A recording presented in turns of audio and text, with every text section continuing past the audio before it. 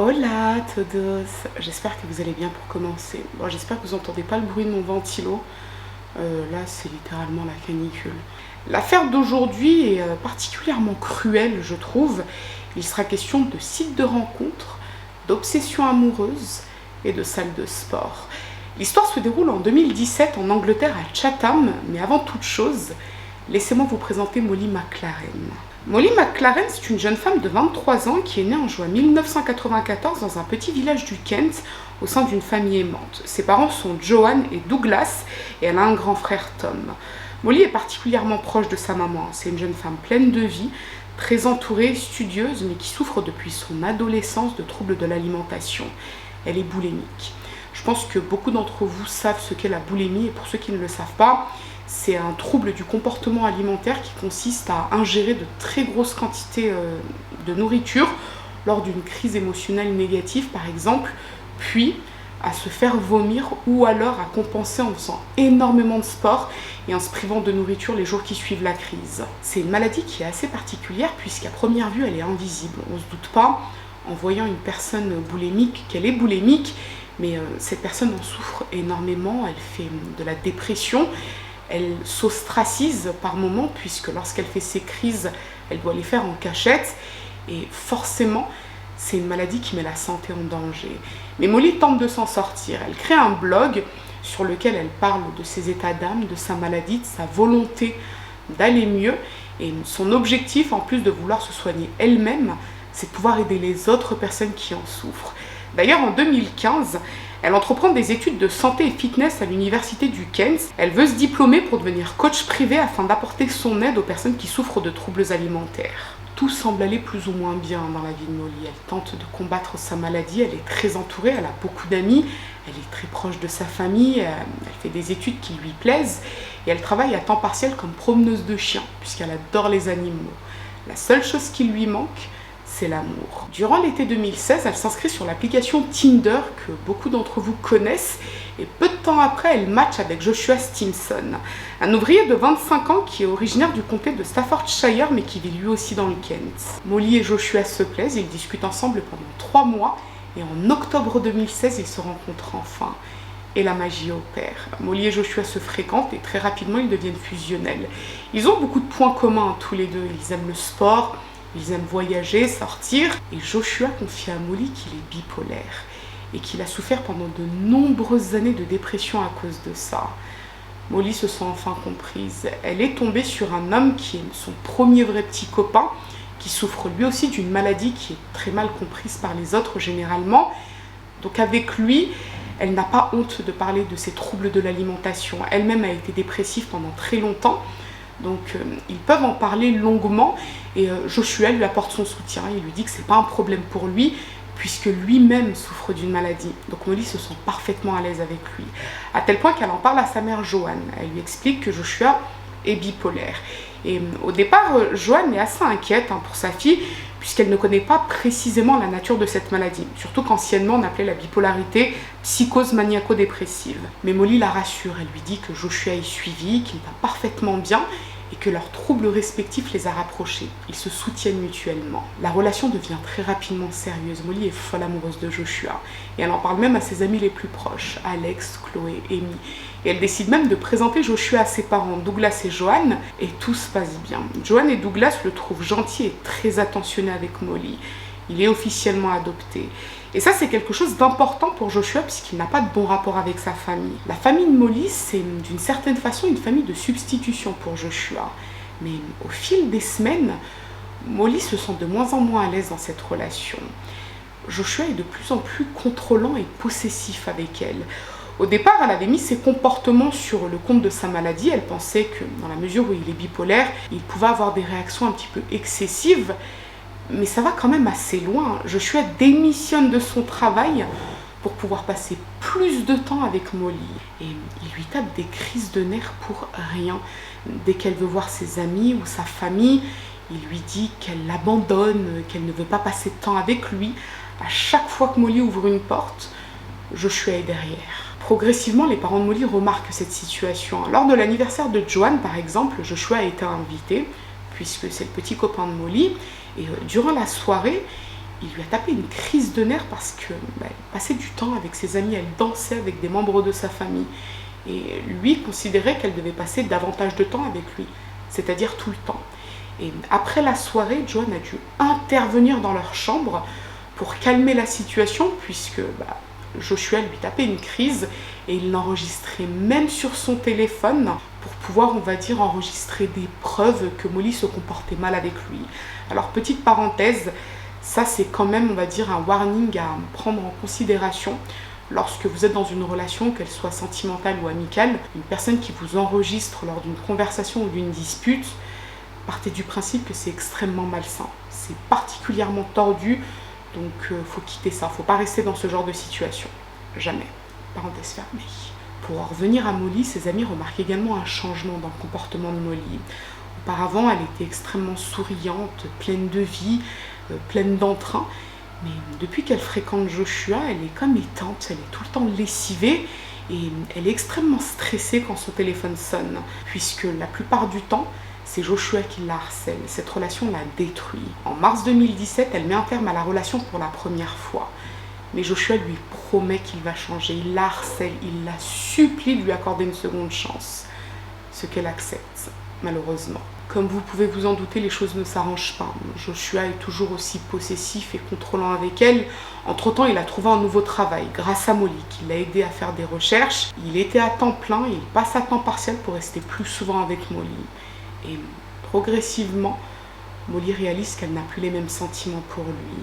Elle est complètement éteinte dans cette relation. Elle a tout tenté pour sauver sa relation. Elle est partie en vacances avec lui en Espagne en mai. Elle lui a parlé, elle lui a expliqué les choses à maintes et maintes reprises, mais rien n'y fait. Elle met un terme définitif à leur relation lors de sa soirée d'anniversaire le 17 juin 2017, ce que Joshua prend très très mal. Il tape même un scandale devant tous les amis de Molly parce qu'elle vient de le quitter. Mais après sa soirée d'anniversaire, Molly pense que son cauchemar est enfin terminé. C'était quelque chose qu'elle devait faire, elle le savait. Elle en parle à ses amis, elle leur dit que maintenant qu'elle l'a quitté, elle sent qu'elle va pouvoir reprendre sa vie là où elle l'avait laissée. Ce dont elle ne se doute pas un seul instant, c'est que Joshua a d'autres projets. À partir de ce moment-là, il la harcèle nuit et jour. Molly le bloque sur ses réseaux sociaux pour qu'il ne puisse plus la joindre et qu'il ne puisse plus non plus voir ce qu'elle fait. Mais Joshua décide de poster des commentaires et des photos de Molly très désobligeants sur ses réseaux à lui et d'y taguer la famille de Molly et son entourage. Dans l'un des messages, par exemple, il écrit que Molly prend de la coco et qu'elle se comporte très mal. Ce n'est pas vrai, Molly ne prend pas ce genre de substance. Elle demande à son entourage de bloquer Joshua sur les réseaux, ce que tout le monde fait. Elle signale également les messages à la modération sur Facebook, mais Joshua lui envoie un autre message où il lui dit que le pire reste à venir. Joan et Douglas assistent à ça assez impuissants, on va dire, mais ils sont tellement inquiets pour leur fille qu'ils distribuent une photo de Joshua dans leur quartier afin de demander à leurs voisins de prévenir la police si Joshua s'aventure vers leur maison. Et le 22 juin, ils accompagnent Molly au commissariat de police afin qu'elle puisse signaler les messages qu'il a postés sur les réseaux et qu'elle puisse déposer plainte. Puisque là, Joshua n'est pas seulement en train de porter atteinte à sa vie privée, mais il porte également atteinte à sa vie professionnelle dans la mesure où Molly veut devenir coach privé. Donc ce type de message, ça peut détruire sa carrière avant même qu'elle n'ait commencé. Et comme c'est souvent le cas dans ce type d'affaires, la police vérifie les antécédents de Joshua, il n'y a rien. L'un des policiers l'appelle et il lui demande de supprimer les messages de lui-même s'il ne veut pas avoir de problème avec la justice, ce que Joshua accepte de faire. Dans un monde merveilleux où les gens se comportent avec raison, on va dire, Joshua lâche l'affaire et il passe à autre chose.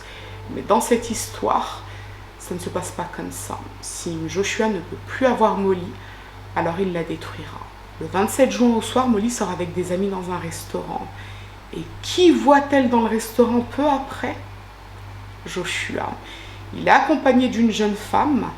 Il regarde Molly de loin et il fait des allers-retours devant sa table pour se rendre à l'espace fumeur, bien qu'il ne fume pas. Et durant toute la soirée, il la fusille du regard. Alors là, certains d'entre vous se demandent certainement comment Joshua a su que Molly se trouverait dans ce restaurant à cette heure bien précise. C'est une question que Molly se pose également. Pour elle, il ne peut pas s'agir d'une coïncidence puisqu'elle a bloqué Joshua sur ses réseaux. Ses amis ont également bloqué Joshua, Donc comment a-t-il pu deviner qu'elle serait là à cette heure bien précise? On aura la réponse un peu plus tard. Toujours est-il qu'après cette soirée, Molly se sent de moins en moins à l'aise. Elle a l'impression que Joshua l'espionne, qu'il la guette, même si elle ne sait pas encore comment il s'y prend.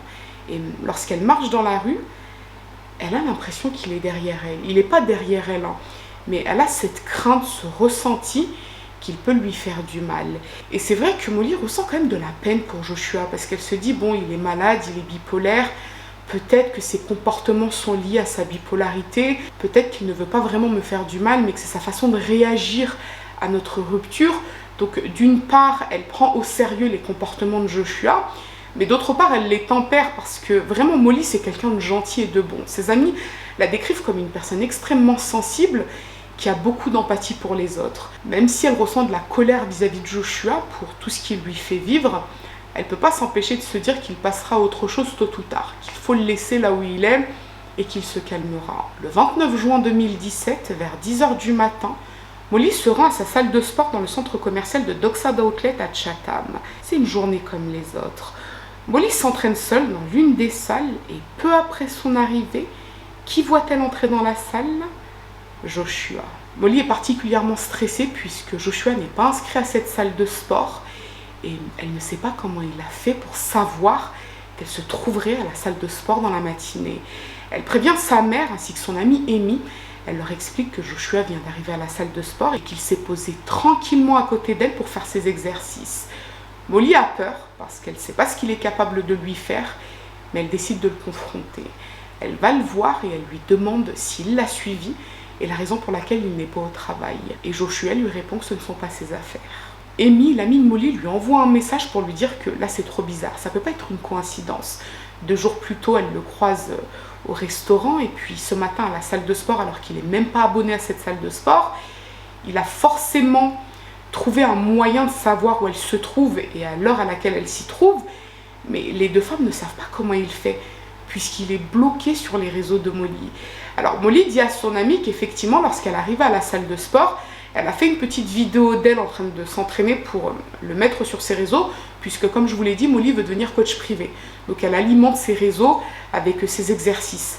Mais le problème c'est que Joshua n'est pas abonné à ses comptes, elle l'a bloqué de partout. Soyez encore un petit peu patient, on aura la réponse un peu plus tard. La mère de Molly, Joanne, lui conseille de quitter la salle de sport et de rentrer chez elle. Ce que Molly fait à 11h.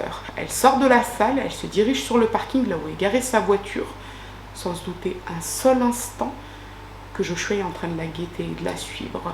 Molly monte dans sa voiture et au moment où elle s'apprête à démarrer, Joshua rentre dans la voiture, il se jette sur elle et il la poignarde frénétiquement. Durant l'attaque, qui est particulièrement violente et rapide, Molly tente de se défendre. Elle crie, elle klaxonne, elle tente de lui mettre des coups, mais Joshua est beaucoup plus fort qu'elle et il est déchaîné. Un homme qui passe à proximité, Benjamin Morton, tente de saisir la jambe de Joshua pour le tirer hors du véhicule, mais il ne parvient pas à cause du sang. Molly a reçu 75 coups de couteau, dont plusieurs à la tête, au visage et au cou. Joshua sort ensuite du véhicule et, complètement placide, il attend patiemment la police qui a été prévenue entre-temps. Les secours arrivent très rapidement, ils tentent de sauver Molly, mais son décès est constaté à 11h43. Et plusieurs passants qui se trouvaient à proximité commencent à affluer sur le parking. Les gens voient Joshua avec le t-shirt taché de sang. Ils entreaperçoivent également Molly à l'intérieur de son véhicule. Et rapidement, la nouvelle fait le tour sur les réseaux sociaux. Une jeune femme vient d'être poignardée à mort sur le parking du centre commercial de Chatham. C'est de cette façon que Joanne apprend le décès de sa fille. Elle est ensuite contactée par la police qui lui confirme que c'est effectivement Molly qui a été tuée sur ce parking. Joanne appelle ensuite son mari Douglas qui se trouve au Sénégal dans un site de forage pour le travail. Et elle prévient également le grand frère de Molly, Tom, qui se trouve dans une autre ville avec sa femme. C'est bien évidemment terrible pour la famille de Molly qui a assisté au harcèlement qu'elle subissait depuis plusieurs semaines. C'est terrible pour son entourage, ses amis, qui ont tenté de la soutenir du mieux qu'ils le pouvaient. Et Molly pressentait que Joshua voulait lui faire du mal. C'était prémédité. La police découvre qu'il a acheté le couteau qu'il a utilisé pour tuer Molly quelques jours plus tôt dans un magasin local. Et ce que la police découvre également, c'est que Joshua n'en était pas à son coup d'essai. Quelques années plus tôt, il a déjà harcelé 2 autres femmes avec lesquelles il avait eu une courte relation, mais ces femmes n'avaient jamais porté plainte. Alexandra Dell et Léa Ebar. Il était contrôlant, possessif et menaçant quand on le quittait. Il les avait suivies pendant des semaines, il les avait prises en photo à leur insu et il les avait menacées de les tuer. Puis il s'était calmé quand les 2 femmes lui avaient dit qu'elles comptaient porter plainte. Et pour répondre à la question que beaucoup d'entre vous se posent certainement, à savoir comment Joshua faisait pour espionner Molly alors qu'elle l'avait bloqué de partout, eh bien la réponse est assez simple. Il était aidé d'une autre femme, Amy Scott. Amy et Joshua se sont connus grâce à Tinder courant 2016. Ils ont gardé contact sans jamais se rencontrer. On va dire qu'ils ont maintenu des liens plus ou moins amicaux. Et lorsque Molly a quitté Joshua, il a demandé de l'aide à Amy pour épier Molly. Elle se servait de ses propres réseaux sociaux pour lui indiquer où se trouvait Molly, avec qui elle était et ce qu'elle faisait. Et si Amy a accepté d'aider Joshua, c'est parce que, d'après elle, elle sentait qu'il y avait un lien particulier entre eux.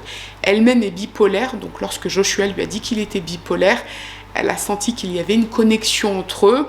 Et dans la mesure où Joshua lui disait que Molly le traitait mal, qu'elle l'avait humilié, qu'elle l'avait lâchement quitté, Amy a voulu l'aider à sa façon. Le procès de Joshua Stimson s'ouvre le 23 janvier 2018 à Maidstone.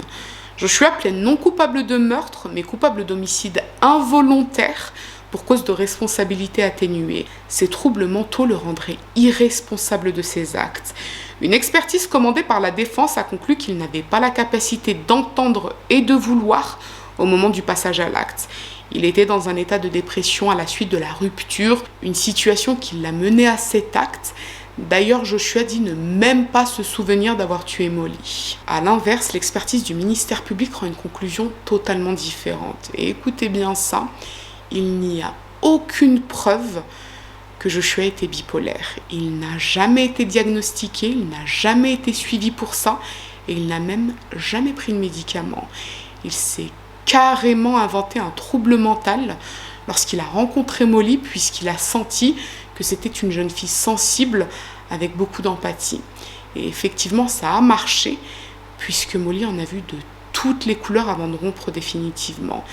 Ça, c'est quand même sacrément tordu, s'inventer une maladie mentale alors qu'il y a des personnes qui en souffrent vraiment de la bipolarité.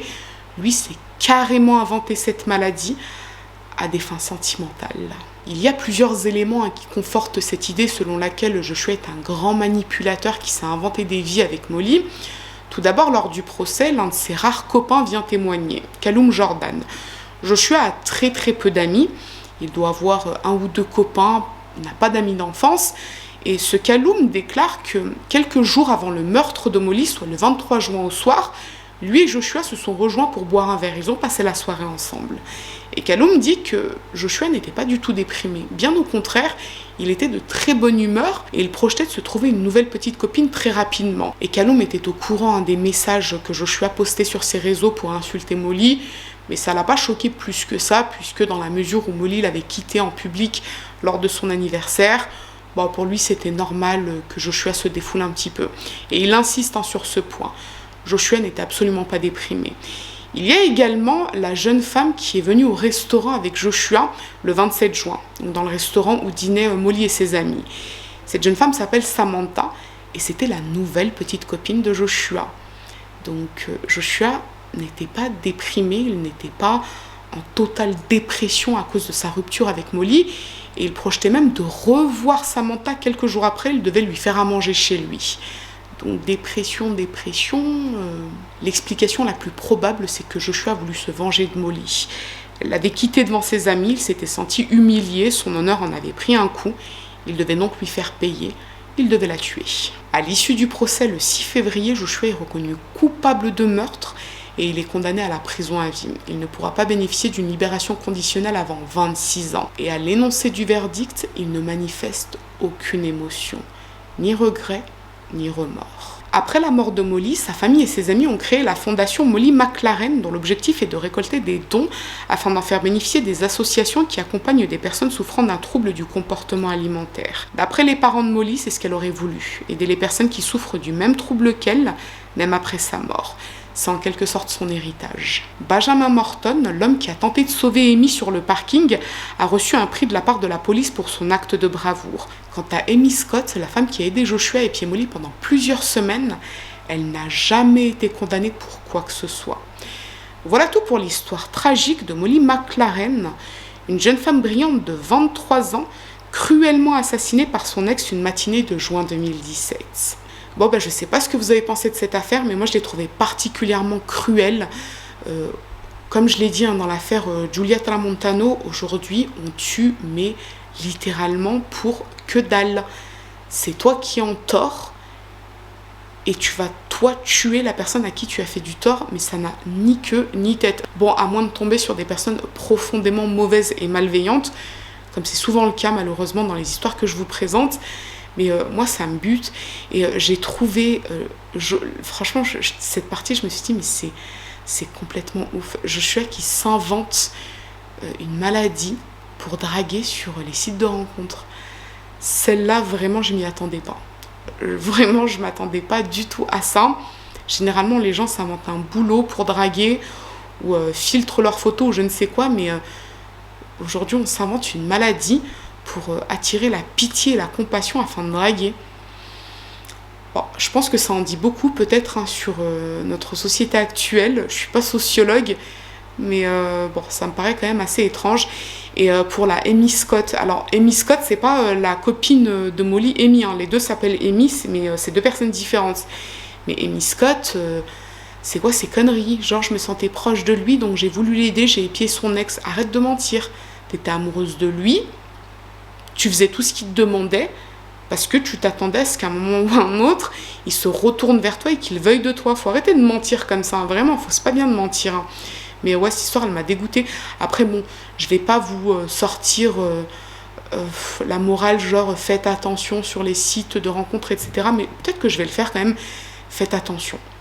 Dites-vous que sur les sites de rencontres et les réseaux sociaux, les gens avec lesquels vous allez nouer des contacts, c'est des personnes qui sortent de nulle part. C'est-à-dire que vous ne les connaissez pas, vous ne savez pas quel est leur passif, vous ne savez pas si ce qu'ils vous disent est vrai. Ils peuvent parfaitement s'inventer une vie, une photo, parce que bien des fois, ce n'est pas la vraie photo qui est affichée, donc faites très très attention.